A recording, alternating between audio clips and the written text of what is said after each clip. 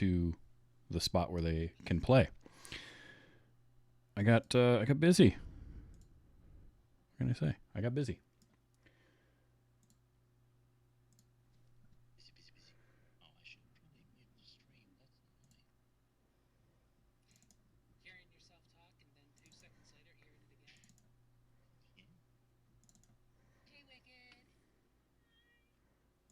Hello.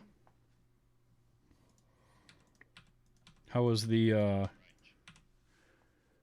I chose the wrong scene. What do you know? Hold on. On that scene, because you did not guess or sound thingy. Yeah. So last week when we ended the show, you were talking to yourself, and I was like, what was I going to say? How was the Nightmare on Elm Street Fest yesterday? Which ones did you watch? The second one. Just watch the second one. Oh, I didn't know if you watched any others. I'm sorry. I never knew. No, our first movie was VHS. The original one? Yes. How was that? I completely forget I already saw it. Until I was like, wait, this looks familiar. Wait. Anthologies can be that way. Yeah, they also should have chilled on the moving camera parts, because, geez. They get a little shaky cam. Well, it's handheld. Yeah, it was a bit too shaky. Oop, that's the wrong place for that. It's supposed to look amateur. I heard that. You heard nothing. That's what you heard. Okay, that's done. And that's done. Okay, cool. Now everything is where it needs to be. Everything is ready to go. How's everybody? I'm good. I just finished watching The Midnight Club. Did you enjoy that? I enjoyed it. I'm trying to hold back tears. No crying. So once again, Randy was wrong. I'm not going to say a word. I already did. I know. No, Ace, we cannot delay until 10:30. You're just going to have to watch Doctor Who on tape delay. I'm sorry. I'll try to be as boring as possible until 10:30. I hope to be asleep by then, because I have to be up early tomorrow. She's on East Coast. Yeah, no doubt. Everybody's got to be up early tomorrow. But you two probably have to be up earlier. I don't. Well, Shut up. You're in weird European time, so it doesn't matter. He's off from work. Big surprise. Big surprise. Yeah. Shut up. Well, I took 2 weeks off, so this is my second week. Yeah. Lucky bastard. And then I shall go for 2 weeks into work, and then I shall take another 2 weeks off. And then I shall go into work 1 week, and then I'll be taking 3 weeks off till the end of the year. Hi. I hate you and your lovely job. So when I first started at the company that I'm at now, we had offices in the UK, and we had coworkers where it's like, yeah, all right, well, we'll see you in a month because you're taking 2 weeks off. You're going to be in the office for like 4 days and then be gone again for another 2 weeks. So there's no point in trying to schedule anything with you. So that's how I'm doing it. Yeah, no, that's the way if I could, I'd be doing it too. Trust me. All right, and let's see, just to make sure y'all can hear. Sometimes it may be good, sometimes it may be shit. Okay, that's good to know. So I will start this, and we'll get this going. And we will begin in 3. Nope, hold on, damn it. Sorry. There we go. I had to find, it was the wrong button. We'll begin in 3, 2, 1. We believe nature is solid and time a constant. Matter has substance and time a direction.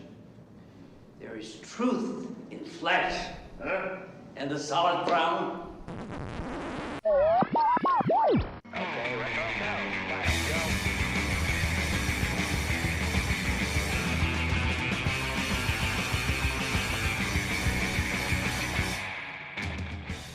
Hello and welcome. Welcome and hello. This is Wait, You Haven't Seen? It's a show where we talk about movies, and specifically, we talk about a movie at least one of us has never seen before. I'm your host, Travis, a.k.a. TV's Travis. This is episode number 189, and our movie this week was John Carpenter's Prince of Darkness. And it's also week 4 of the GORE podcast takeover. Joining me to talk about this movie is the wonderful Monica. Hello. I'm Wicked. Yes, you are. The lovely Dreadly. Oh, hello. I'm Dreadly. And the Dreadly Fae. Hello. I got to make it different every week, okay? Don't look at me like that. Mm-hmm. So, all right. Let's see. Dread, you had seen this movie before, yes? You're familiar with Prince of Darkness? Yes. Okay. And Faye, you had seen it before as well? Oh, yeah. So, Monica, this was your first time seeing Prince of Darkness. Yes. Okay. Yes, it was. I had also seen it before. So, what did you, Monica, know about John Carpenter's Prince of Darkness prior to sitting down and watching it finally? How familiar with it were you? In Search of Darkness, basically. That's the first time I was like, I'd seen the box, obviously. Like, you see that box in the video store. So I knew it existed. I just didn't know what it was. And so I assumed it wasn't anything I wanted to watch. Mm-hmm. And then I saw the documentary and I'm like, oh, crap, I got to watch that. It's Donald Pleasance. Yeah. What am I doing with my life? By the way, the US like VHS box art is awful. I really don't like it because it doesn't give you any idea of what the movie is at all. It's a weird, distorted face going into a bill. It doesn't make any sense. It's a terrible poster and a terrible box cover. Yep. Since the three of us had already seen it before, and you had not, what I want to know is, what did you think of it? What did I think of it? Yeah, did you have a good time watching this? I really liked it. Yeah. All right. It was very, I don't know, there's just like, I want to call it like instant nostalgia. Like, even though I didn't watch this when I was younger, like I felt like I had seen this movie a dozen times before for some reason. Okay. And it just felt really good. The way that it was filmed just felt right. I'm not saying it was a perfect movie or it's like, you know, my favorite movie of all time, but like, I thought it was a really, really fun watch. Excellent. Well, I mean, it was Carpenter, and there was a lot of alumni from other Carpenter films. Yeah. Yep. So which we will definitely dive into. So, Faye, what do you think of Prince of Darkness? It's a good one. I mean, I wouldn't say it's my favorite, but it's definitely up there. That in probably my top 50. Okay. Dredd, how about you? Where you stand on Prince of Darkness? It's a good movie. I'm gonna say every time I watch it, I enjoy it, but it's not one of the movies that I watch a lot. That makes sense. That kind of does, because the movie, it's interesting. The movie came out in 1987. It was written and directed by Carpenter, and it came out, its opening weekend, it was number 2 at the box office, but it was the 6th week in a row that Fatal Attraction had been number 1. And so, like, it didn't get any traction from there. It made like 14-something million box office gross, which, given that it only cost $3 to make, was pretty good. But it didn't have like a huge impact, and the critics didn't like it a whole lot either. It had very middling to low reviews. I think its aggregate Rotten Tomatoes is in the mid 50s, and there was a lot of like, it is what it is type reviews. But like a lot of John Carpenter stuff, it gained a lot of notoriety afterwards. But this didn't reach the cult classic status that things like The Thing or Escape from New York or even Big Trouble in Little China got to. This one sort of gets forgotten a little bit. And so that perfectly makes sense where you're like, yeah, every time I watch it, I really like it. And then I don't think about watching it again because it sort of can do that. Sorry. Go ahead. You go ahead. I was just going to say, takes a lot to get somewhere. It's a slow burn, and Yes. when it hits, it hits. Well, and that is definitely something that I want to dive into because I think it's what makes the movie work. But Monica, you had something you wanted to say too, so. I was gonna say there's got to be a reason for it because I had not encountered this movie anywhere before aside from like the video, like I said, in the store, and I could tell you like how many I can't tell you how many times I've seen like Big Trouble in Little China or Thing because they were always on television somewhere. So I think it must be something like that where it just didn't get played enough. Whereas, Yeah, and part of that. Oh, go ahead. I was going to say, it's got a lot of religious stuff in it, and that's probably a lot of the reason why you don't really see it on TV. So there is that, but also this was an independent production. And this was Carpenter actually, one, going back to horror, but also going back to independent filmmaking after doing some studio stuff because The Thing and Big Trouble in Little China and even Starman kind of bombed on him. They didn't do well commercially, and so studios weren't keen to like back a project of his. So he said, screw all that, I'll just go back to making movies myself, and went the independent route making it. So now, like, as far as distribution goes, like The Thing is going to be something that is a lot easier for television stations to pick up because it's from a major producer. So I think there's a combination of that. The independent film and the religious aspects of it definitely play into that because TV stations are going to be a little gun shy picking up a movie that really ties in religion this much. So it can be interesting. What I think is kind of neat is like you look at the string of movies that Carpenter had made leading up to this, because he had done, it was Halloween, The Fog, Escape from New York. You throw in The Thing, Christine's in there. Then he kind of gets away from horror, and he does Starman, he does Big Trouble in Little China. He comes back to horror for this, and it ends up becoming, and we'll talk about this probably later, his Apocalypse trilogy is what he calls it. And that's an interesting trilogy that now I have covered all three of them for this show, by the way, which I'm kind of glad about that. But it's an interesting like thematic trilogy that this slots perfectly into. But it is a slow burn. You nailed it there, which was my only concern, was if it was going to move too slowly for you. But then as I thought about it, my thought was, Monica, I felt like you were going to like this one because there's some aspects to it. Like, this is a horror movie that basically plays on dread and that feeling of like, that feeling that you're not going to come out of this in good shape at all. And you're going to have a negative outcome. And it just slowly marches towards that inevitability the whole time. Everything does. The music does it.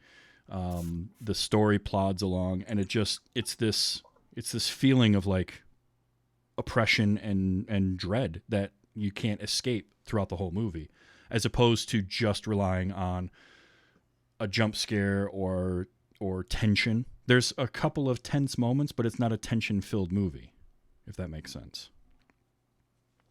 Like, you know how Halloween is all about the tension scenes with Michael Myers. And slasher movies especially have that, where we as an audience see the killer and we see the victim and we know what's going to happen. Like, we know that Michael Myers is going to stab this person or choke this person, or Jason's going to take their head off, or whatever it is.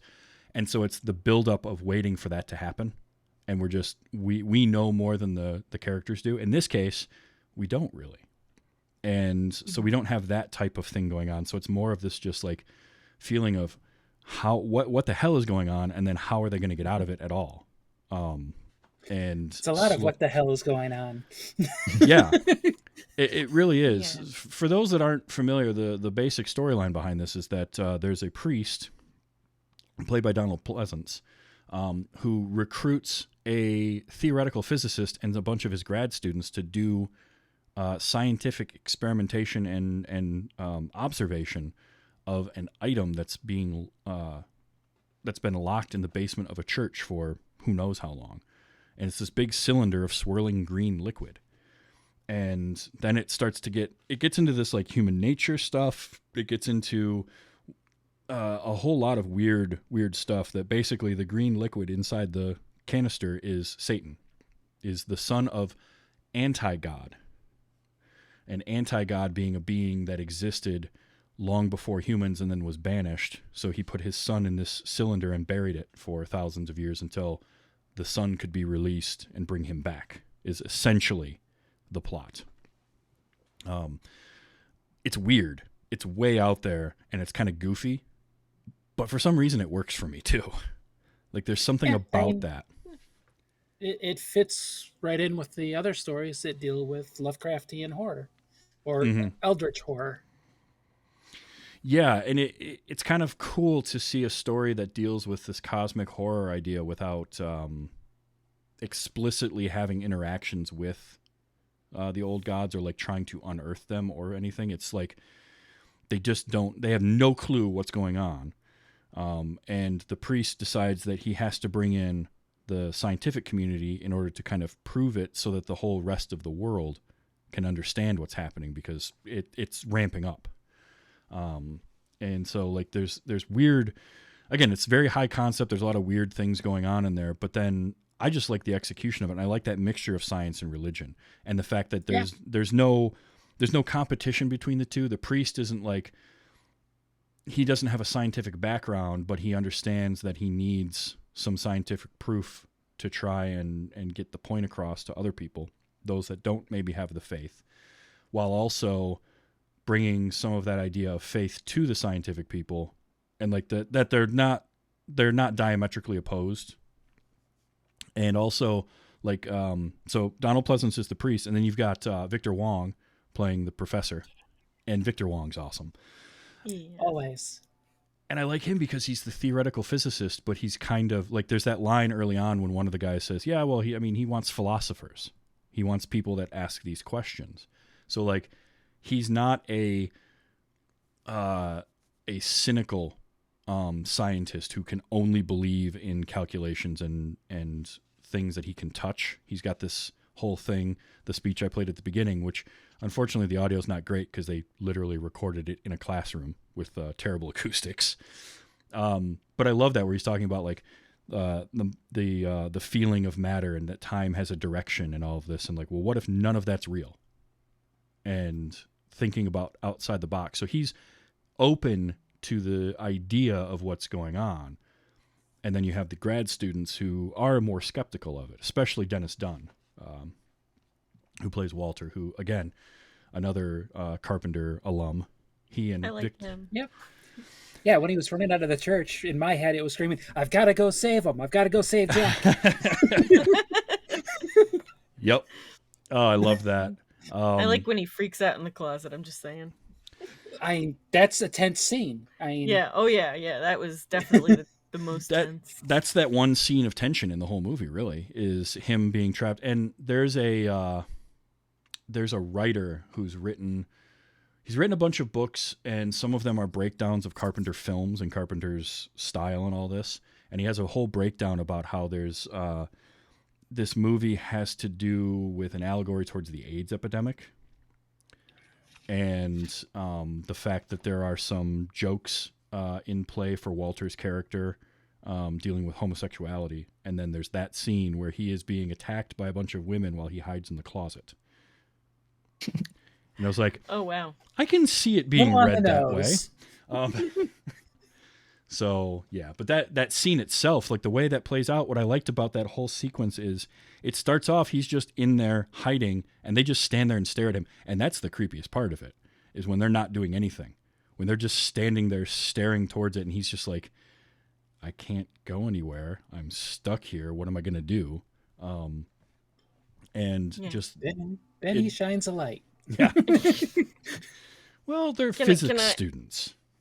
I'm just yelling at them for not breaking the wall down faster and taking all those breaks from breaking the wall down. I'm like, can you people just keep going?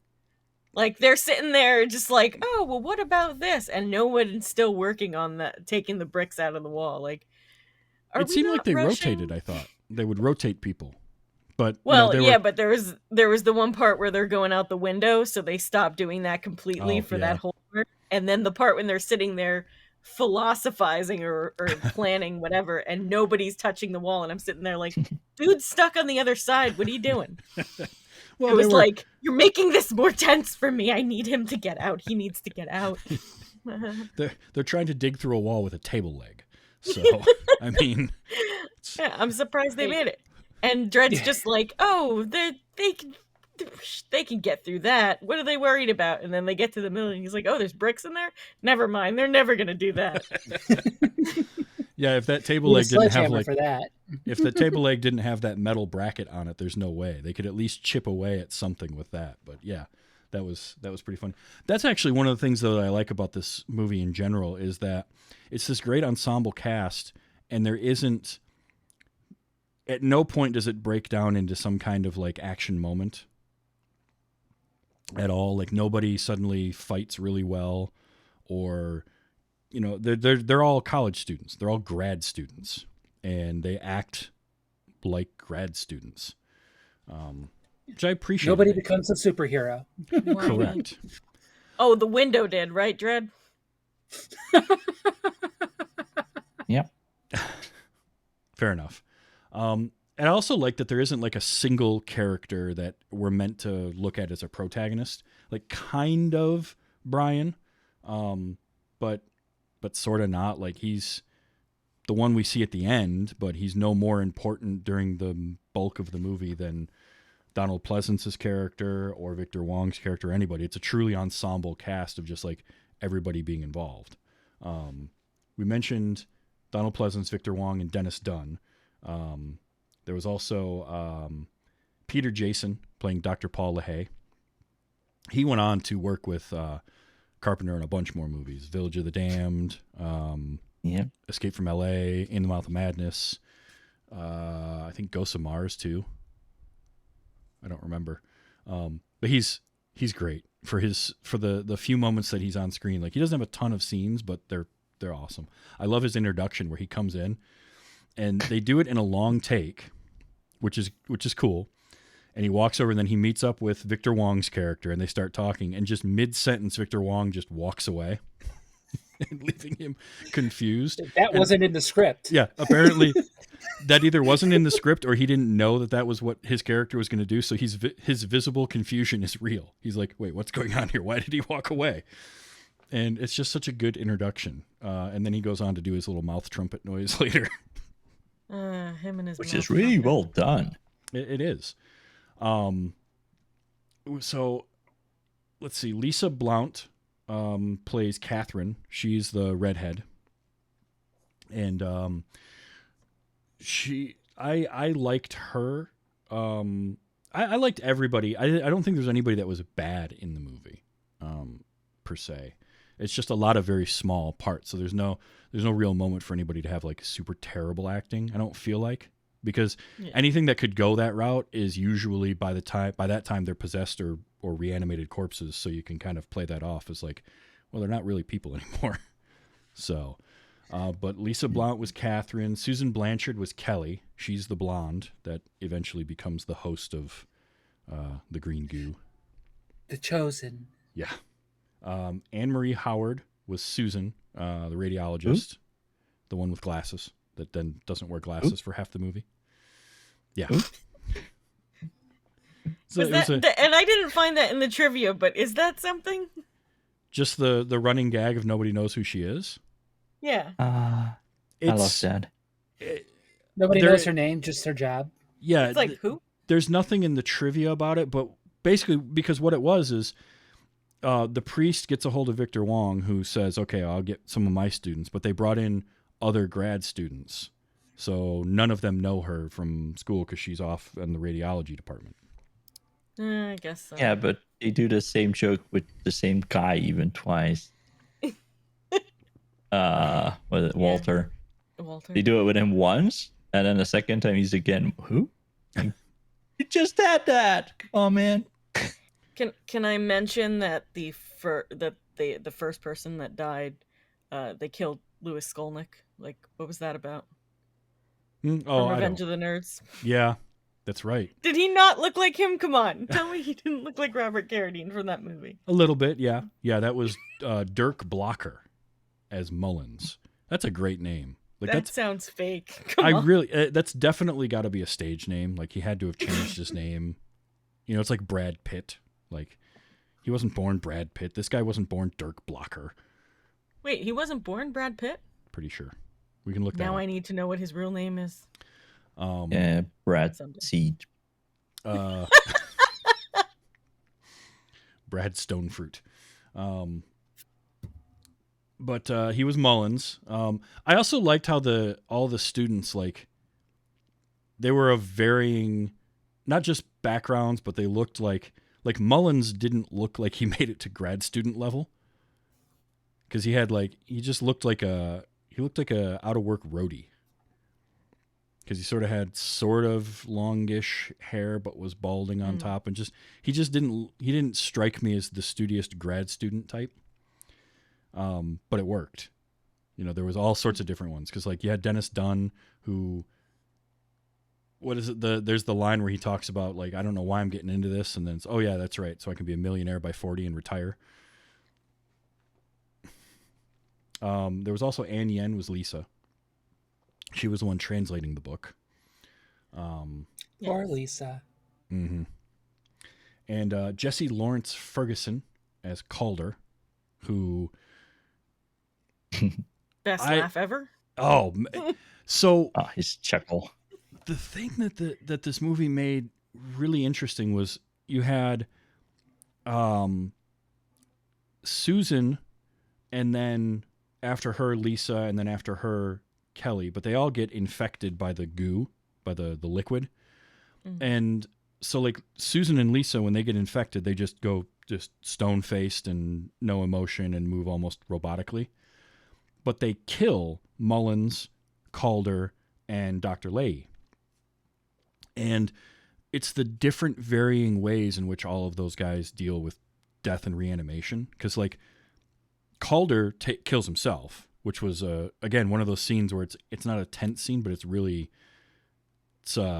pretty rough because he's carrying that chair, singing Amazing Grace, and then just breaks part of the chair off and stabs himself in the throat with it. Like, yikes. But then when he comes back later, he's got this laugh that borders on, it's maniacal, and then it borders on like painful, and it keeps kind of oscillating back and forth. And it's really weird. And then when Dr. Leahy gets killed and he comes back to life, it looks painful and he's confused.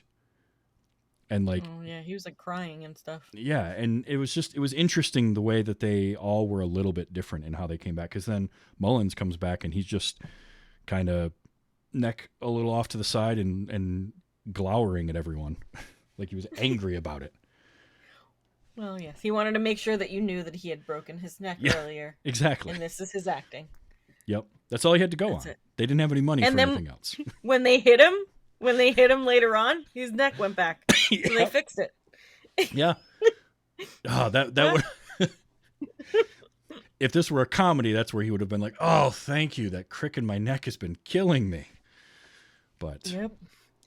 Oh, can I tell trope? Oh, absolutely. The cartoon foretelling the devil. Yep. I love stuff like that. There's an episode of Creepshow that does like the same thing, but not with the devil, but you get my point. Yep. And yeah, it's cute. Yeah, that was Tom and Jerry. And the trivia says exactly what episode it is, but yeah, I liked how they did that. That's one of those fun things to see in movies. Dredd, let's start with you. Do you have a character that stands out for you in this movie, or not really? Do they all just kind of like they're there and you forget about them? Well, the one person I would think about was Donald Pleasance, just because it's Donald Pleasance, not really his character, but as an actor. So his face is like, well, yeah. Also, the Brian's mustache deserves a mention for being uneven. Yeah. One side is longer than the other. You're right. The whole movie. I forgot to mention but as characters, not really. Like, I remember. Not like Alice Cooper. Oh, well, yeah, Alice Cooper is, yeah. Yeah, so I didn't mention Jameson Parker as Brian Marsh, who's sort of our protagonist, but I think just by rights of having the most screen time in the movie. But yeah, Monica, how about you? Anybody stand out? Anybody not named Donald Pleasance stand out to you? Gotcha. I mean, I don't know. Like, the only person that I was rooting for any of the time was, aside from Donald Pleasance, was and now I'm blanking on his name, but closet guy. Walter. Dennis Dunn. Immediately loved his character, loved him. He was the, bit silly and whatnot. Like, and I was like, do not let him die. If he dies, I swear to God, I'm out of this movie. He's the person I was like, no, I'm done. So I just he loved was him. done. Yeah, that's it. Done. And how much of that is because you like Big Trouble in Little China, and so you like him in that movie? Do you think there's some carryover there? Because I know there is for me. There was a lot. It's like he was the same character. I mean, like, I like Victor Wong too, but I don't think I was worried about him in the movie at all. So maybe it was his precarious position that also made me like his character, because I felt like he was in some sort of trouble. And then I'm like, oh no. Like when you're not sure if you love somebody and then like they're about to die and then you're like, oh, I'm in love with them, that kind of crap. They didn't do that trope in this movie though, so thankfully, you probably don't know what I mean. But yeah.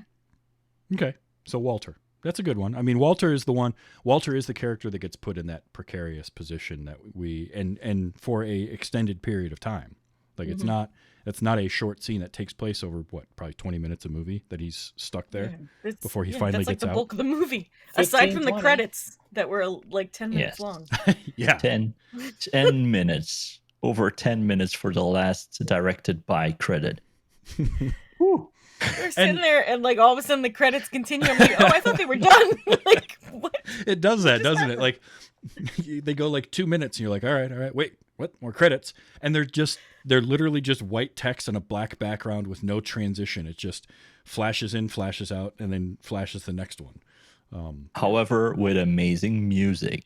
Oh, once again, just da-dum, and just so good. Okay, so I want to talk about the music before we go any further, because for me, this is not my favorite John Carpenter, Alan Howarth score, but it works so perfectly for this movie because there's nothing like super memorable about it, right? Like you're not humming the tune later on because it's almost all just that driving beat.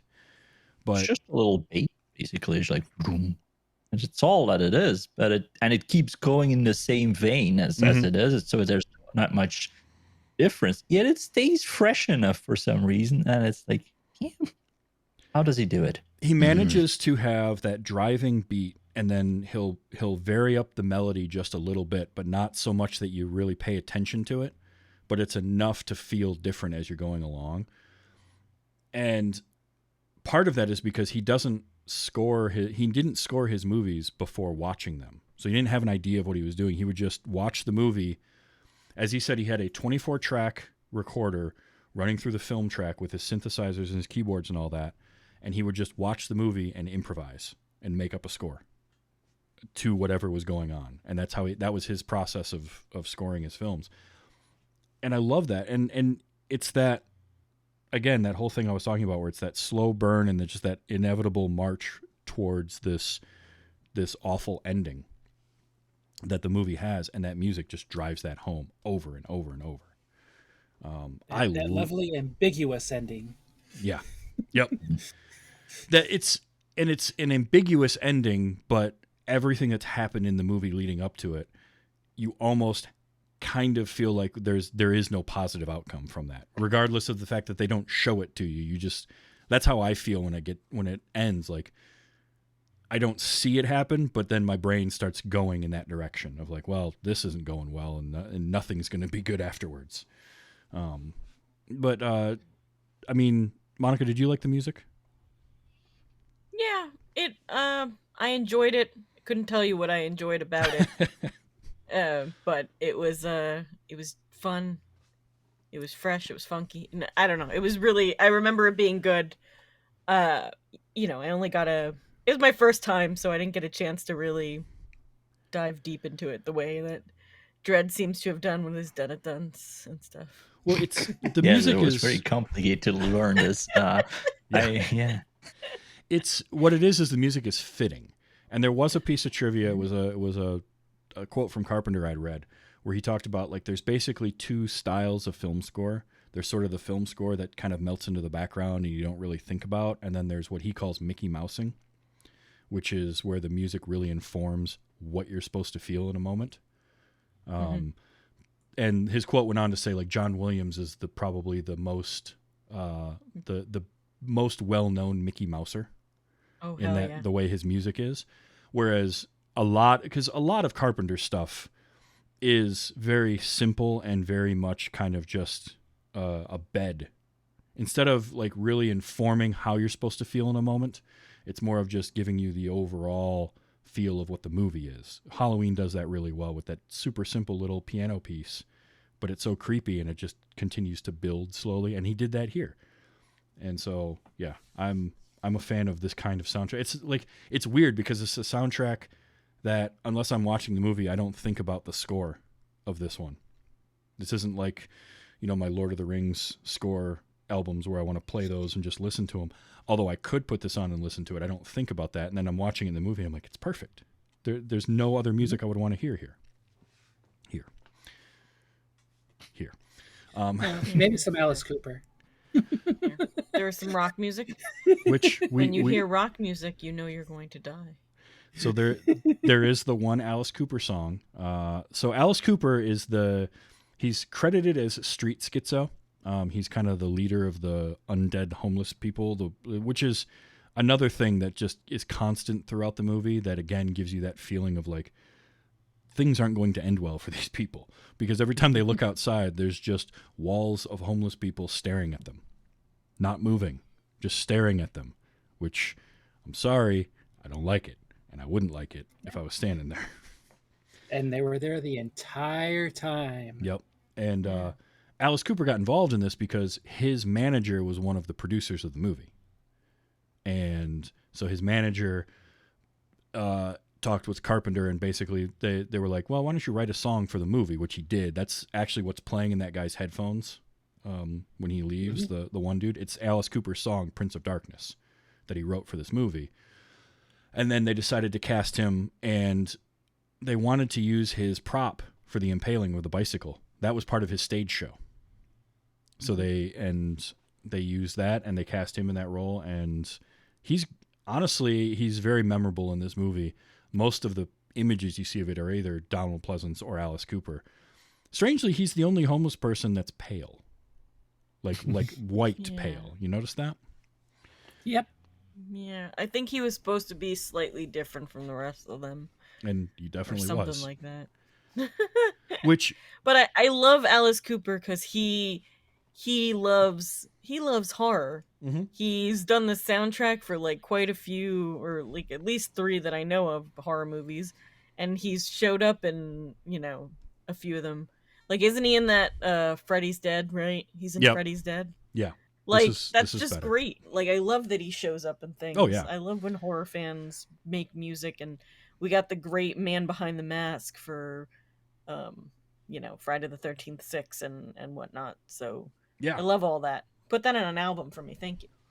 Well, and like you said, he's a fan of it, and it's influenced, horror movies and horror stories influenced his stage show, so it just makes sense that he would pop up in movies here and there. And I think it's also smart for somebody who isn't an actor, even though he's got a great stage presence and he's very theatrical in his concerts, he's not an actor, especially not at this point, like not a film actor.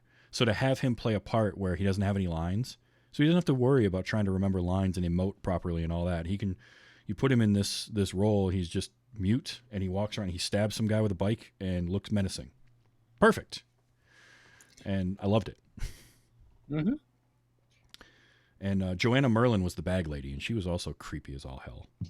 Is that the one that hugged Donald Pleasance and like Yes. kissed his hand or whatever? And had No one down on him. Yeah. Had the ants crawling on her face at one point. Oh god. Those those ants.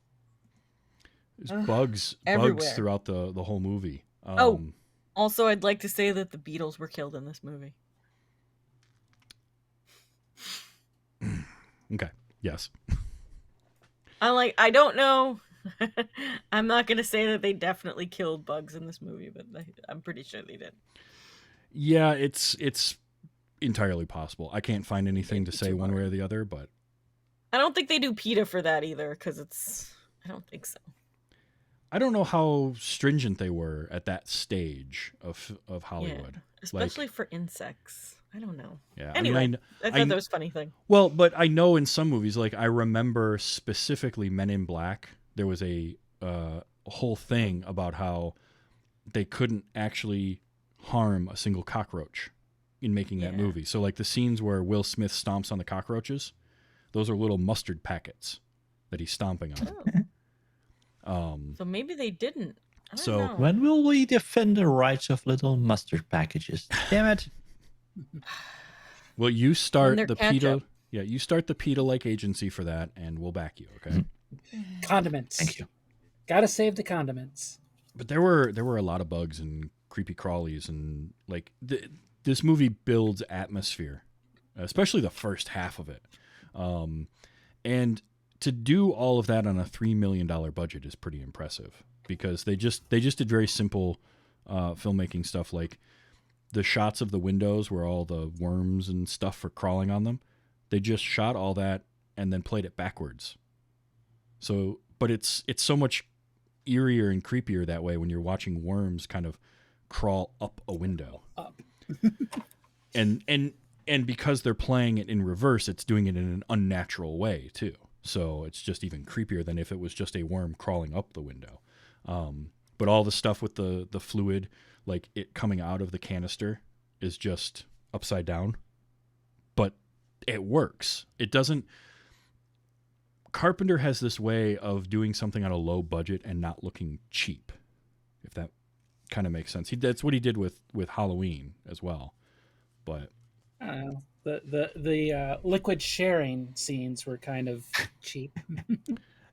in some, yeah, I mean, they're not the greatest, but when you don't have computers to do that kind of stuff with at all, and you have to do the whole hose behind the face and turn the face away from the camera thing, I think it looked okay. I also loved, the dream, the recurring dream that everybody starts having. The transmission. Yes.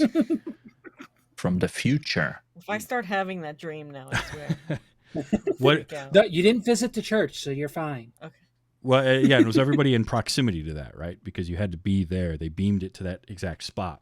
But what I liked was, again, a very simple but effective way to create that uneasy look and feel to it was they shot that scene on video instead of film. And then they filmed it off of a TV screen for the movie. Off of a CRT. Yep. So it gives it just an odd feel to it. And I just love, like, that's old school filmmaking where you don't have the money to do stuff. Like, you don't have any kind of post-processing you can do to the film stock in order to make it look weird. So you come up with a different way to do that. And I liked that. And I love that dream sequence. And I like how they slowly give you a little bit more every single time. And then the last one is different. Something has changed. And that's kind of a cool tropey thing that can happen in horror movies too, is that whole, like, it's the fake out ending, but there's a reason for it to be the fake out ending here. That's narrative to the story that I kind of liked. Can I complain? Go for it. That this is the second dream within a dream bullshit thing that we've had in this season of taking over your show. Like the friggin' dream within a dream. And of course, I got scared when he woke up and it was the other dream. I just freaked out. Mm-hmm. Well, it's an effective storytelling bit. So I don't like it. And then the ending was the fake out. That's just... I loved how they did the mirror. Played with Mercury. Yeah. Oh, They yeah. took the mercury out of their camera cranes. They drained it out of the camera cranes and put it in a pool, and then had to use prosthetic arms to reach into the mercury. But they They made didn't sure use their real arms? Damn it. No. and I then think they wasted that when they cut them off. They had to cut off the real arms. And then true. it was, they didn't have extra arms. yeah, and then the reverse of that was just shot in a pool that they covered so that it would look that way. Which again, I mean, it's low budget, and you can tell it's low budget, but it doesn't look cheap. It just looks like low budget filmmaking. There's something different about the way Carpenter can do that some producers and directors just don't quite get. I think it's that also that he tends to like to shoot, he works with cinematographers and he likes to shoot in anamorphic widescreen and get the really wide lenses. And there's something to the overall look of the lighting and the composition of the shots that even when it's cheaper effects, they look better. It's sort of like how Halloween, for its $325,000 budget, spending all that money on the Panaglide to then do these handheld shots made the shots look better because of that investment in that camera gear to have a nicer camera and a smoother experience. So you could do those handheld shots. He does stuff like that a lot, and I like that because it just makes his movies look better, and they're better. They're more rewatchable in that way. For me, anyway. I don't know if you guys think differently, but Yeah. He's just so talented. It's like when you got the talent, you could make the cheapest, worst production of a movie even, make it look good. Whereas somebody who doesn't have the same skill and talent, like, exactly. It's just his talent that, if he has all the right pieces. yeah. I mean, are his movies perfect? No. Are all his movies good? Not really. There's a couple stinkers in there. But I will die on the hill of Ghosts of Mars is great. But have I seen that? Have I seen that? And I know that I brought this up when we all talked about Halloween and then Slumber Party Massacre, and how different those two feel in terms of they're both made for roughly the same budget, but the feel of the two of them. Not saying that Slumber Party Massacre is terrible, because as I did say, I had fun with it. But one of them looks like it was made for $300,000, in a case of beer, and the other one doesn't. Halloween doesn't give you the feel of a movie that was made for almost no money, but something like Slumber Party Massacre or other movies of that era that were made around that same time and that same budget feel like that. And that's what Carpenter, that's to your point, Monica, of that skill and that ability and that vision to just set things up right. I thought was really cool. Let's see. I'm trying to think of some of my notes here. Carpenter states that he set out to make a film that was atmospheric and dreadful, and at the time was noticing a lot of derivative horror films and wanted to try something new involving quantum mechanics and religion. Because apparently he was reading books on theoretical physics or quantum mechanics and was like, this might be fun to put into a movie. Like you do. Just pick up this book on quantum theory. This is my theory. He's like, I'm gonna make that, but different with the devil and stuff. And that mixing of science and religion, I think was neat. I was thinking about this today, and this is something that I have said many times before when dealing with certain movies, but I haven't said it for a while, and I kind of feel like this is a perfect case for it. This is a very high concept movie. Imagine this in a 6-episode series where you've got some time to let your characters grow a little bit so you care more about them. Because if I have one complaint, it's that the movie's runtime of 1 hour and 40 minutes and the ensemble nature of the casting, you don't really care a ton about the characters in the way that you might in a movie where it's you have your protagonist and that's the person and then everyone's sort of around them. But if you took this and stretch it out a little bit, maybe your first episode, you don't even go to the church yet, but you give it more time to build and you can dive into the questions that it's asking about science versus religion versus kind of human nature. and all of that. I feel like this would make a great like limited series to take the same concept and just stretch it out. How many days were they there? Just do an episode a day, or a day for an episode? They weren't even. I think they were only there for like a day and a half because they came in one day. They were there overnight, and the next morning, everything ended. So you could almost do like some real time, where like an hour-long episode is an hour of the night. There's a lot of ways you could spin that. I don't know, what do you think, Monica? Does that sound like something that would be interesting, like to take this concept and do? Honestly, with the last what I've been seeing in television, like watching the Chucky series and what was it, Ash and the Evil Dead, and there's a third one that's really escaping my brain right now. But the way they're able to bring stuff that was like either a reboot or just like an extended telling of a story into a series, like absolutely, like I'd absolutely show up to watch a show about that. I think they could really make that into something great. Yeah, how about you, Dread? Well, I'd be interested in seeing that, yeah. Because there's do kind of maybe an anthology kind of thing, even. That's throwing some dreams in there. I was gonna say probably end the episodes with somebody going to sleep and getting that transmission. That'd be kind of a neat way to do it. You get a little bit more every episode, and you start to find out more. Plus, you can dive into some of the stuff, like some of the scientific aspect of things and what they're testing, because they don't have enough time to really tell you like what they're doing. So you just get bits and pieces, like, oh, I was testing the corrosion, and I was, there's the whole carbon thing. dating. Yeah. Or even miniseries. Yeah. For the miniseries. Yes. Each episode, for the first part before things start going crazy, follow one of the students. It's all about what they are doing, their quick interactions with some people when they show up, but then just keep following that one person for that episode until they go to sleep and have that transmission dream. Oh, and then the next episode, sounds dirty, by the way. Another person. Yeah, this will be an HBO show, Monica. Well, yes, of course. Called Nightly Transmissions. Boy, now it does sound dirty. You just made it much more dirty. Yeah. You said transmissions. Yeah, well, transmission dream. Well, that's what they called it. Oh yeah, I know. No, but transmission dream is one thing, but when you start calling it nightly transmissions, now we're getting into dirty Well, territory. when do you dream? I'm just saying. Cinemax late at night.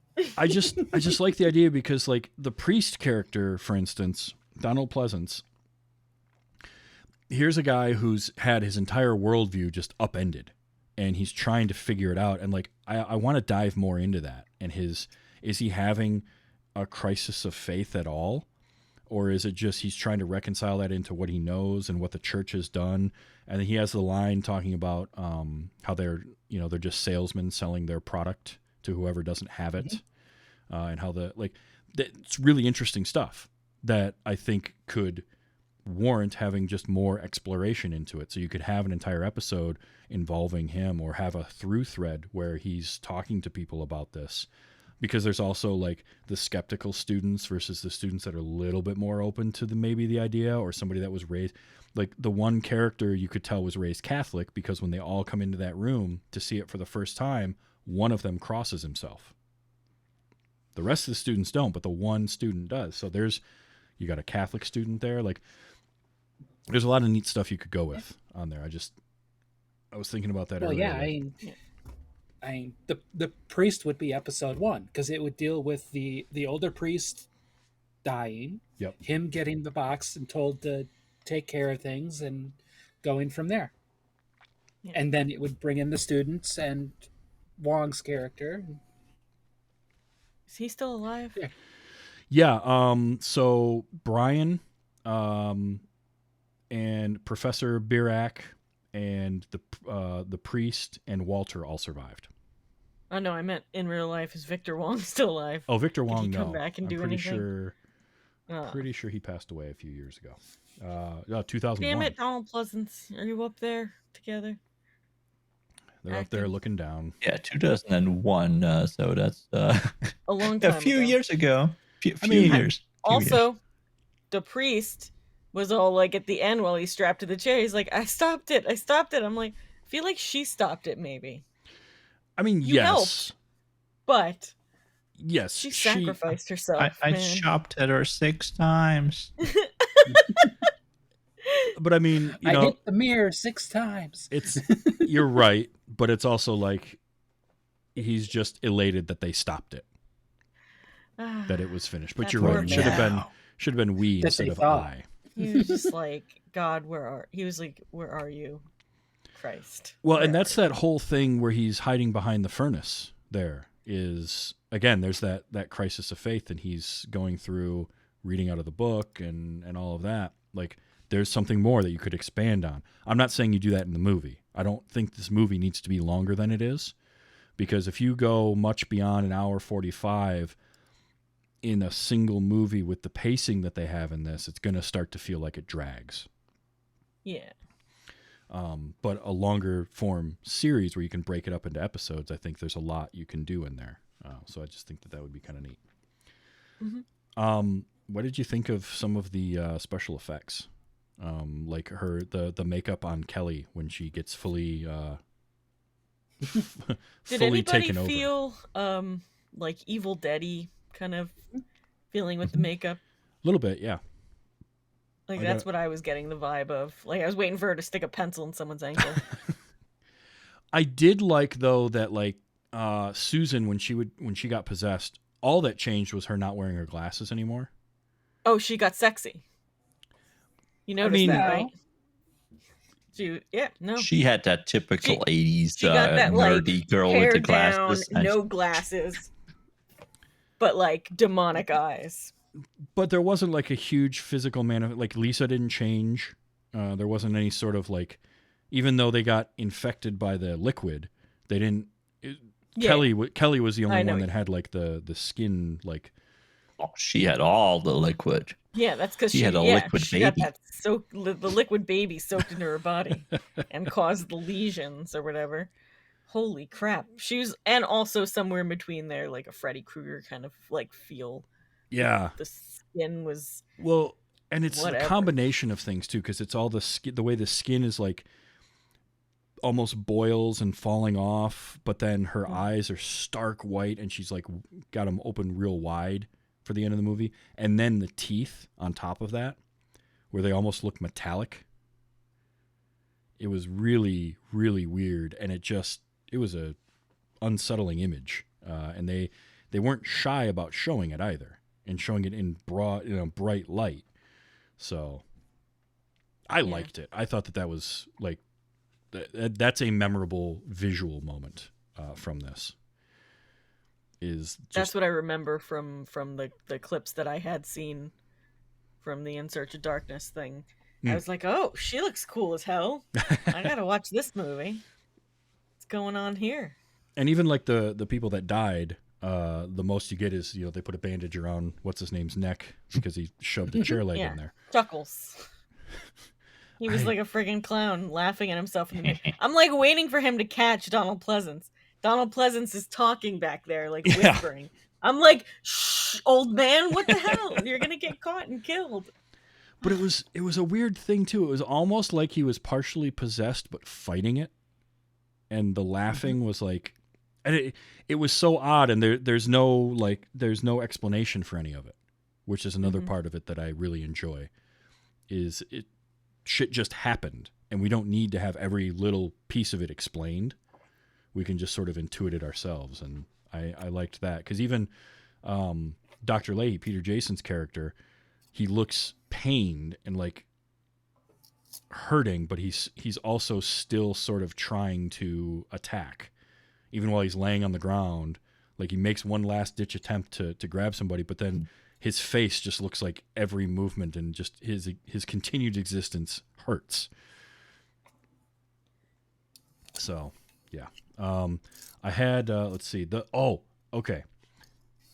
This to me was a shot that I'd forgotten about, and it's so simple. It's such a simple little moment, but it looks so cool. Is when he looks out at the moon and he sees the full moon, and then they rack focus, and they pull, and it goes from the moon to the leaves of the tree, obscuring the moon. Like, it's such a simple moment in the movie, but for some reason, I just love the look of it.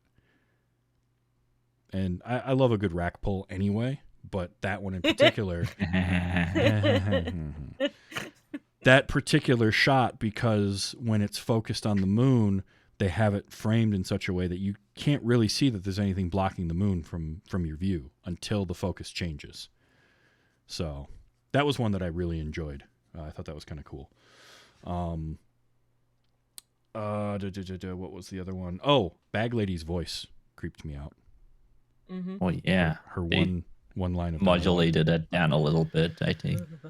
But not like the first words out of her mouth. They didn't do it, and then they modulated it afterwards. And then it goes down, then it goes up again. The next sentence she said, and then it was like. Rrr. Yep, I did capture that, and it sounds like this. No. It's so wonderful what you're doing, Father. Opening the church again. Oh, it's such a simple effect, but it's effective. It works, and it's an effect that screams demonic. Mm-hmm. That's like, yep. Which was a lot better than the other voice modulation they did, which was on the one guy, the one student who is like, you know what, screw this, I'm out, and leaves, but gets attacked by the bag lady. Which, when he gets attacked by the bag lady, so he's standing. One of the things in the early part of the movie is there's scenes where there's dialogue going on, but we don't hear it, which I always kind of enjoy too, because you're sort of like, now I'm like, damn it, what are they talking about? I want to know. Like, I want to know what the conversation between Donald Pleasance and Victor Wong was before they went inside the building. But there's that scene where... Oh, I can tell you. I have the audio for that. Oh, do you? I shot him 6 times! He kept saying that to everyone. Like, the priest next to him is like, 6 times! 6 times! They're all like, Jesus Christ, dude. You knew he was wrong movie. Yeah, I saw it coming, but still, it's good. It's good work. But there's the scene where, what's his name? Calder, Lomax, and Frank are outside. And the first shot of it is the three of them. They're very small in the frame. And so you got this feeling of like, it's almost like, Monica, one of your kind of solitude shots, even though there's 3 people in it, they feel so isolated and separated from everything at that point. They're in LA, right? This isn't like this isn't Haddonfield, Illinois. This is Los Angeles. But they feel so alone there.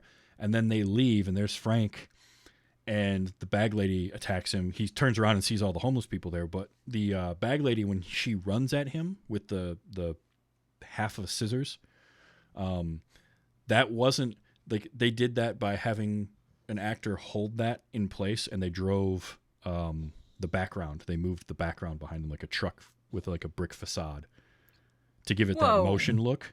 I was saying it looked weird too. I was exactly just like, what is that? It was kind of like, oh, it's reminding me of something. Damn it, I'm not going to be able to remember it. But there's something about the perspective of that made me feel... It feels weird, and it doesn't feel natural. It's the same thing as running the worms backwards on the window. Like, it's a simple gag to do, and you don't think about it and then when you're told, like, oh, okay, now I get why that felt so weird, but in the moment it's just like, that just looks weird, I don't get it. And then she stabs him, and then later on he's full of bugs, which that's another kind of creepy moment. Unfortunately, the voice modulation for me in that scene isn't quite as effective as Bag Lady, but I did capture that too. I've got a message for you, and you're not going to like it. I mean, for cricket, water. for crickets, that sounds pretty good. Freakazoids. He's about to do a dance song. That's what it sounds like. Yes. Like 80s dance song. He's opening for Daft Punk. That's what's going on there. There you go. Yeah. The world around the world. But that one that wasn't quite as, it still worked because of the visuals, but the voice wasn't as creepy as Bag Lady. I mean, this is just... It's so wonderful what you're doing, Father. Opening the church again. It's that I know whole... what they were going for. It's just with all the bugs there. It's them who are making the sound, so you need to have like the multiple. Yeah. So I think the idea is better than the execution, maybe, but I can't look past that then. Oh sure. But yeah, that stood out to me. Also, the thing that grossed Scott out the most would be the sound when Susan infects Calder.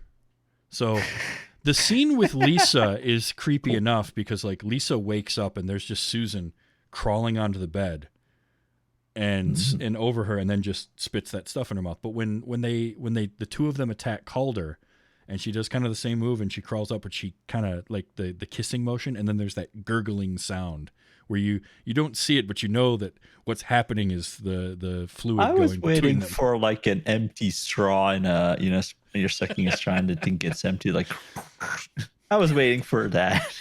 Yeah, I'm like, are they feeding on him or are they infecting him? Why is she making out with him now? Like, why is this change happening? Yeah, it was odd, but also like it's just really unsettling. It was just. Did you capture the sound? I did not capture the gurgling sound.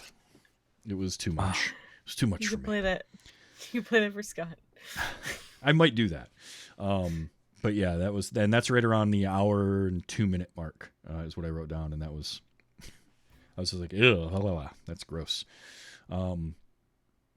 Yeah, I really, I did capture a couple other pieces of audio. So I always like when you get some name of like a secret society. And in this case, I just liked the Brotherhood of Sleep. The Brotherhood of Sleep. I want to be a member of the. Oh yes, the Brotherhood of Sleep. Sexist. Well, they were all priests, so in the Catholic Church. Sexist. I also like the way Donald Pleasant says erased. And improperly erased. Erased. That book. See, there's another thing. If you do the short form series of this, the mini series, you can spend a lot more time looking at that book and going over that book and all the stuff where they have the Latin scratched out with Greek scratched out with just whatever, like. Because they were supposed to be there like a weekend. Yeah. And you get like halfway past that, and they show Lisa, who's translating / computerizing it, I guess. And she's like 10 pages in. And you're like, you're going to be there a while, girl. That's going to take, that's a big book. I mean, yeah, there was a lot of pages in that book. Well, she sped up later on. That's true. Yeah, well, she was just typing, I live.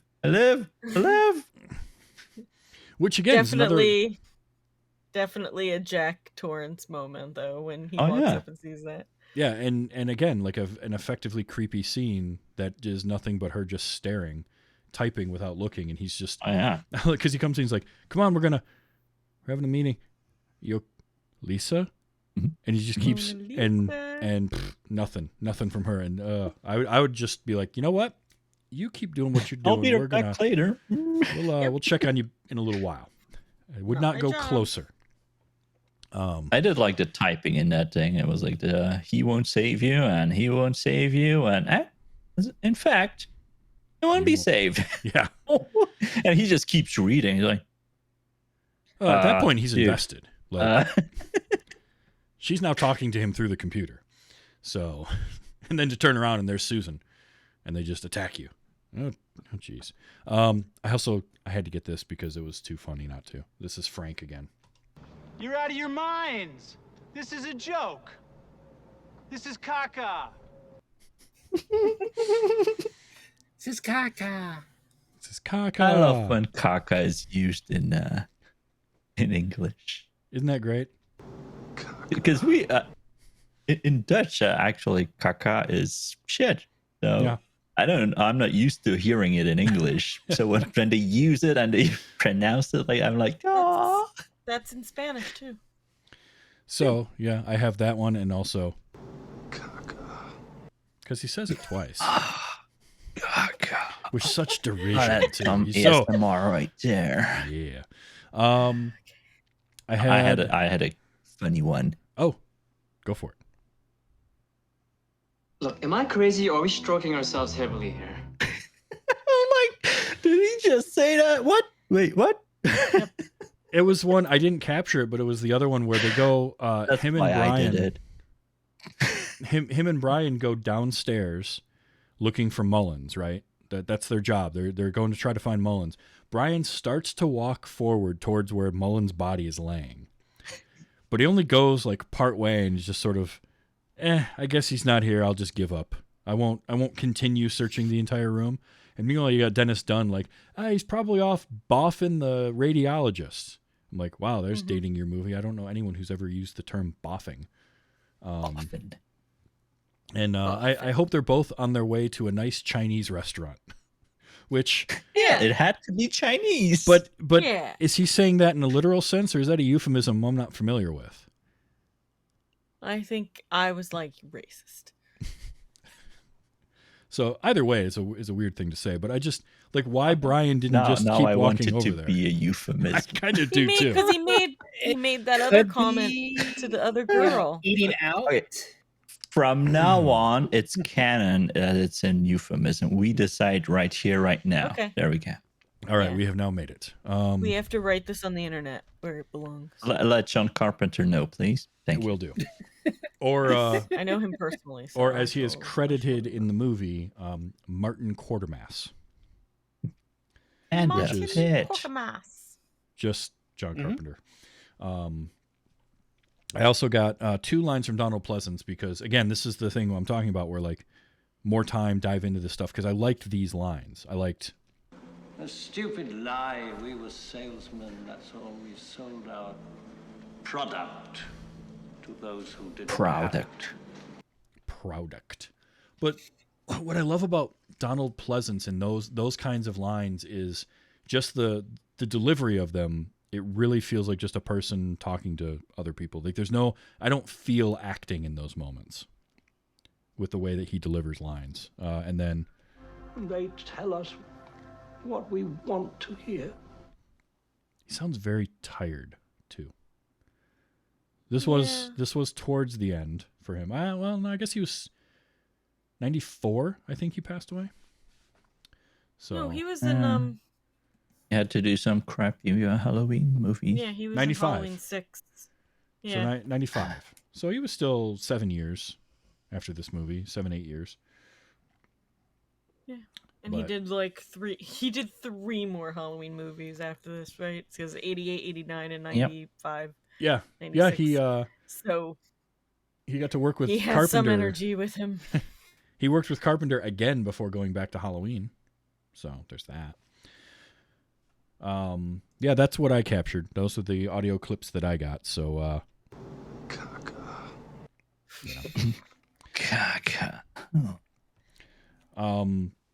yeah, I really enjoy this movie. Now, the Apocalypse trilogy I did mention earlier, and I just want to touch on that really quick. That was The Thing, this movie, and In the Mouth of Madness. 3 movies that are not connected in any way via cast, story, production company, distributor, none of that. It's just that John Carpenter made them. But it's a thematic trilogy, and I like that they're different versions of this sort of end of the world, everything's going to go to hell type of stuff. I do think of the 3 of them, for me, this is the third, if I'm ranking them in that list. And I have a feeling I know Dredd's favorite of the 3. Because it's pretty easy to guess that one. I'm right in guessing it's The Thing, easy. Correct? Oh. You Yep. son of a bitch. We knew we'd wait for his face, too. Yep. But I know you like In the Mouth of Madness the best of those 3, and I get it. And it's a great movie. It's very, very good. Monica, do you have a favorite of the 3? I've only seen In the Mouth of Madness once when I was very young, and I feel like I missed a lot of like the themes and stuff. I didn't know anything about, Lovecraft back then, so Sure. I definitely need to watch it again. There was stuff that flew over my head. I was creeped out by it. But I'm going to say The Thing for now until I rewatch In the Mouth of Madness. Sure, that's fair. Faye, how about you? In the Mouth of Madness. Yay! With The Thing very close. Well, yes, obviously, but still, I make my stipulation. I gotta watch it again. I put The Thing just above In the Mouth of Madness, but it's more so for I have more of a connection to that movie. I've seen it more times. But In the Mouth of Madness for me is probably, if not my favorite Lovecraftian film, it's like the second best one that I've seen, or it's probably still my favorite one, because they adapted the ideas of Lovecraft instead of doing a story, which I think works better. But it's that cosmic horror thing. All three of those movies, The Thing, The Prince of Darkness, and In the Mouth of Madness, are cosmic horror, and it's stuff beyond the comprehension of humans, but in three very different ways. The Thing is a very physical, very visceral experience in that movie, and the paranoia that comes with that, and dealing with, the Thing.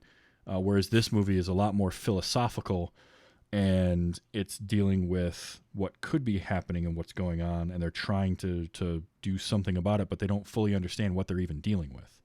And then you throw in the whole, message from the future angle of things, and which was from the far off year of 1999. I know, but we'll have to be careful then. Yeah. Maybe that's why there might be a horrible movie made about it. Maybe that's why they're partying like it's 1999. That must be it. End of the world. So we talked a little bit too about the cliffhanger of an ending, the ambiguous ending. I'm going to start with Faye. What did you think of that? Both basically from the moment of like the dream starting again, and we get the different version of it with the same exact audio, but longer, and then we see a different person coming out of the building, and we get the longer version of that. What did you think of that, and then everything that happened with Brian as an ending? Son of a... Fair enough. All that for nothing. Yeah. How about you, Dredd? I'm gonna say also son of a, but in a good way. I liked it. I mean, if you're gonna, I like my non-happy endings in written, like, so I'm okay with maybe not endings. Yeah. So. And Monica, you didn't like it because of the whole dream in a dream.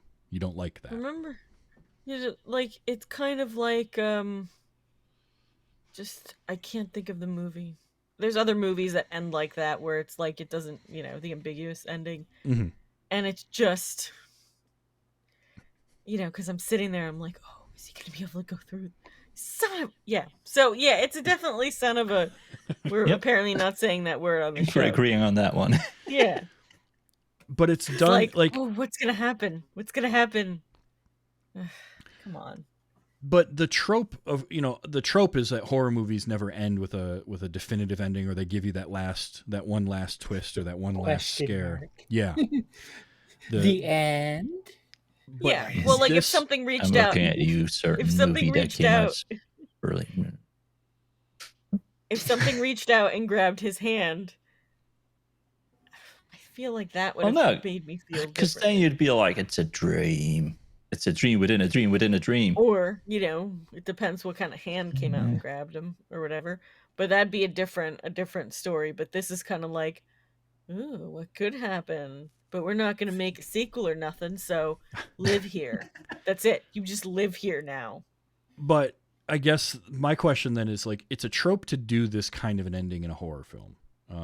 However, this felt like it was at least earned with the story that they were telling. I feel like the trope would have been what Monica said, that something came out and grabbed. Yeah, that would have been. That would have been the trope. The horror movie trope. But it's definitely doesn't ruin the movie. It's just one of those like, damn it, I want more. I definitely wanted more.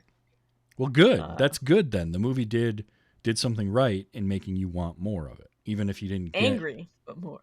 Like Like, we're gonna fight, but I'm gonna keep you in my life. I'm gonna continue to watch you, and every time be at the end be waiting for it to change, because that's what we do as movie watchers. We're like, maybe it'll be different this time. Something new will happen now. Faye, you were gonna say something. No. Okay. Yeah, I don't remember. Okay. Well, I like that the way that this one goes. And I like that it starts off with the dream sequence again, but now we get the full thing. We get the entirety of it. Only instead of it being the weird shadowy figure, it's Catherine coming out of there. And because now, like, we have no idea what would happen. So, and because they changed things in the past, the people in the future, there's no difference to what they said. So I just enjoyed that, because again, with the way this movie is structured and the way that it built to that moment, it doesn't feel like a cheap ending. It feels like they earned getting to do that type of thing with the ending of their movie, and then to leave it ambiguous. The other thing was, people mentioned that he reaches out with his left hand to the mirror instead of his right hand, which I think in the movie he's shown to be right-handed, but he's for whatever reason reaching left-handed towards the mirror, which she did, Kelly did when she was possessed. And there's a whole right hand, left hand thing in Catholicism. So yeah, the left hand being the evil dark side or whatever. So ironic, because I think if you were going to worry about getting a hand cut off or whatever, most right-handed people are going to put their left hand out first. That's what I'm going to do, because I'm like, I want to protect the hand that's going to, be able to, do wipe and stuff. She had to use her strong hand. Oh, boy. Well, I'm learning so much on this show. And so are you, dear listener. So are we. Well, I'm glad that you enjoyed it. I had a feeling that this would be one that you would kind of enjoy. And I waited for you. Somebody wanted me to watch it earlier, and I'm like, no, I'm going to wait for the show. And I appreciate earlier that. This year. Yeah. And I think that it was worth it in the end. And this was a good conversation, as we always have. And look, if you like hearing our conversation about this movie, we do this all the time, the four of us, on a show called GORE. GORE? We do? Yeah, Monica. I was not informed of this. I didn't get the memo. Monica, tell people about that show and where it can be found. Well, we do a horror podcast called GORE, as Travis just said.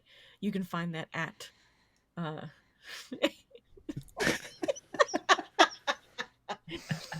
Yes, that's .com. Anchor.fm/Gore podcast. Yeah, that's where you can find it. Or follow us on Twitter at Gore Podcast. And, we have an episode coming out this Friday. It's Halloween 2, another Donald Pleasance movie. Just, very exciting. Yeah, 'tis the season, right? Wasn't planned. Oh, wait, maybe it was. Yeah, kind of was. Yeah. But yeah, that's our a show thing every year. It's a show that comes out every 2 weeks, and we've been having a lot of fun with that. We part of what I like about it is that we cover the classic horror movies and some of the cheesy horror movies, and of varying air quotes quality, right? Because horror movies are kind of all gonna fall into usually a cheesy category. At some point, they just kind of go that way, but some of them more so than others. But we don't limit ourselves to one type of horror movie either. We'll watch Slumber Party Massacre or Killer Clowns from Outer Space or The Stuff. Those all sounded the same, by the way. We did watch Psycho at one point. So right, but we also watch Psycho or Halloween or Friday the 13th. So the classics as well. So it's a lot of fun. That'll make so you definitely. feel old. Definitely check that out. Now, this week was John Carpenter's Prince of Darkness. Guess what? Next week I'm doing another John Carpenter movie. Our good friend Brian Ibbott is going to come on to the show. He's never seen the original Halloween or any film in the Halloween franchise. So at least we're going to start him off with one that's worth watching. But he's never seen that before, so he's coming on to talk about Halloween, the original 1978 John Carpenter. I am excited for this. I can't wait to talk about. I love talking about this movie in general, but to have somebody who I know is a film buff and a film person and has his own film podcast that he does called Film Sack, and to talk with him about that's going to be a lot of fun. So definitely come back next week and check that out. And you can watch the show recorded live at twitch.tv/tvstravis every Sunday night at 8 p.m. Eastern Time. Or it comes out as a podcast on Wednesdays. Anywhere you get your podcasts. tvstravis.com is a quick way to find it if you because I made it very SEO unoptimized. Every time Brian mentions it, he always has to say, "Wait, you haven't seen ... And it makes me laugh every time. So you can do that. Also, the show has a Patreon now. Patreon.com/WYHS. And you can support the show. I did just get given a really good idea of a patron level perk that will be going live soon. So you'll want to check that out because I think that'll be fun. So definitely do that, or you can go to ko-fi.com/tvstravis if you don't want to subscribe via Patreon, but you still want to support the channel and the shows and the things that I do. Also, if you do become a patron, you do get the podcast episodes early.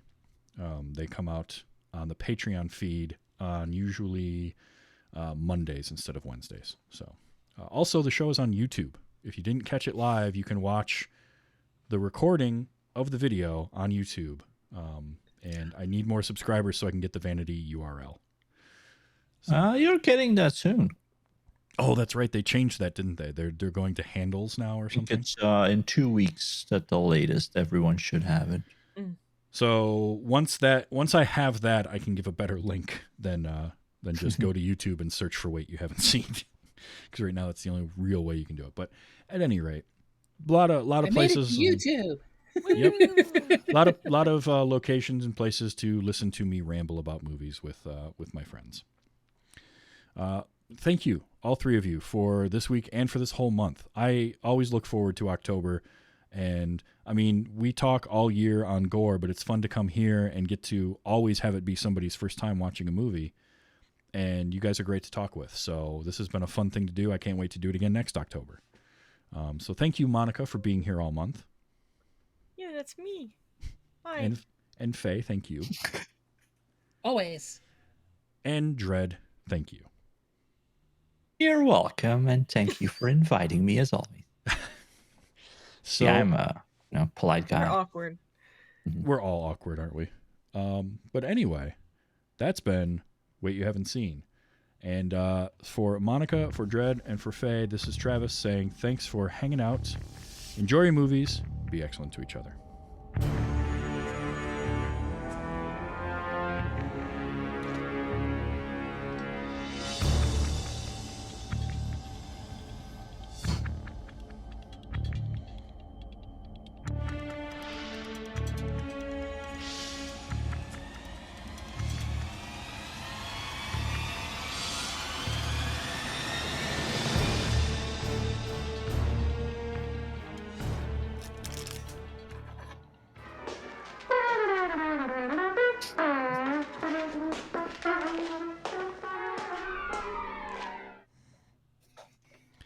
Good old mouth harp or mouth trumpet.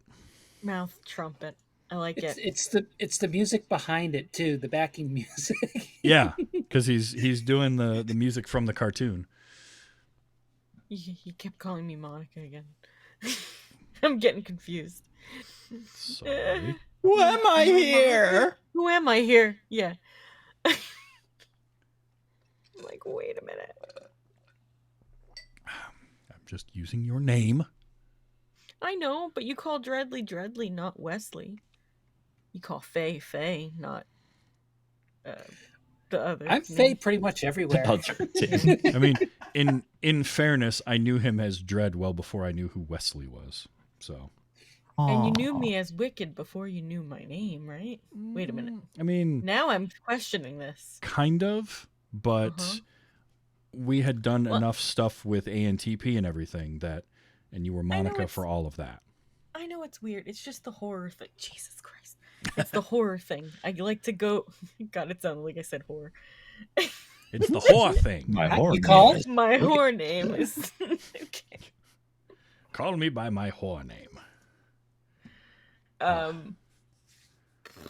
Yeah. So yeah, the patron thing, by the way, may end up being movie nights on my Discord, but catch-up movie nights. So movie nights All about of ketchup Not mustard? and mustard and. that's the opposite weeks are mustard and relish. That's No, the last time we were here. it's movie nights for episodes I've done in the past for people to see movies that they hadn't seen before, that I've covered. That then, because like Claire was talking about how she's listening to episodes, but she's skipping the ones where she hasn't seen the movie. So have that as a patron level where we can go back and watch, rewatch the movies again. I can rewatch them and people can watch them for the first time. Might be kind of fun. It's a different way that's an easier way where I've got, Interesting. 200 episodes to pull from. I wonder where you would come up with an idea like that. It's almost like when Couch Party just popped out of nowhere. After I talked about Couch Party is not the same thing. No, they stole it from GORE. No, they stole it from GORE. That's where she was going with that. From me. They stole it from me. Oh. Careful, don't knock over your wine glass. Exactly. I mean, like, it doesn't really matter. It doesn't affect, like, whatever. They can have whatever they want. I'm not going to be jealous. Well, it makes it easier for me to figure out what movies to do for a movie night, too. Because now I can be like, so... Well, yeah. No, that's good. I thought about doing the movies that we do on GORE, but we only do it, like, once a month, so it didn't make any sense. Yeah, it's Although really we just... only do 2 movies a month. It's just me trying to figure out then when I would do it, right? And how frequent. Because I do too much stuff. I would say just once a month. Pick a day once a month. Yeah. Don't give yourself too much ahead of time. If you decide later you want to do more, you can always do that, but you can't do less. You know what I mean? That's true. Yeah, you can't put that toothpaste back That's in why the tube. That's why GORE is every 2 weeks, because I was like, I'll just put it this way and we'll see if I can make it less or I can do more episodes a year. By the way, we made it to a year and like we didn't really celebrate it, but we made it to a year. Yeah, we did. And I think the 2-week cycle for that actually works pretty well. It's a long show to do and write and edit and everything. Like, it's a lot more. It's a lot of stuff. Mm-hmm. I want to die. But it works and it does well. So we do it well. All right. Well, thanks, gang, for being here. And we'll be talking again on Thursday for our super secret movie we can't talk about here. But I did finally, I did see you added it to the Discord because I wasn't sure what our next movie was. And then I happened to look. I'm like, I wanted to surprise you. So that'll be fun. By forgetting until I put it up. Surprise. Shut up, Monica. But remember, I told you I wanted to do stuff like that more often. And there you go. That's the first of... Not that we're going to do it a lot, because Dreadly's face was just... What? Nothing. Well, and thank you, chat, for being here. Ace Cat, Nisbet was in there. I know, I think Daniora was in there for a little bit. Oh, wow. 3 of my mods are here. 3? And 2 of them are you two. Yeah, us 3. Oh. Well, me, you, and... Oh, no, Dreadly isn't. Okay. You're only I can ban Dread. You're only ever here when you're on the show, though. What? Or when you I'm raid. Sure you I'm raid sure in from VIP your or stream. something. Yeah, you raid in from your stream and then disappear. Well, that's how you raid. Well, that's how you raid people. That's what you do. do. Hang out? Like... Yes, of course I know. That's the whole thing. You hang out for a couple minutes and then you go, I gotta go eat or something. Yeah, like, all right, I've just been streaming for 4.5 hours. I'm going to go lay down. No, I get it. Yeah. But you want to, like, make sure your audience sees the other person. All right, well, thank you. Audience. I gotta wake up at 4 a.m. Yes, go to bed. and you go to bed and you stay up forever because you don't sleep. Okay, and Dad. I'll let you figure out who I'm talking to. You know what I forgot to talk about? Because Dredd was saying how his mustache and then, like, the two people, they ended up, like, having sex, like, really fast. And Dredd's just like, even with that mustache? And then Parker Stevenson walks out with an open shirt, and I'm just like, oh, fuck yeah. Whoops. I was like, yeah, so would I. I'm there. Mustache, fine. No problem. Sure. Holy man, I wasn't expecting that underneath those ugly clothes. Yeah, that was the 80s. He was fine. That's all that cocaine. Yep. All the cocaine. Alrighty. Y'all get out of Good here. night. Night. Yep. Bye. How rude. How rude. I can still hear you. Well, you left and we're still on stream. Now it's all empty. I know. It is all empty. But stream, you guys have been great as well. Have a wonderful night, and we will see you tomorrow for Those Were the Days. Bye.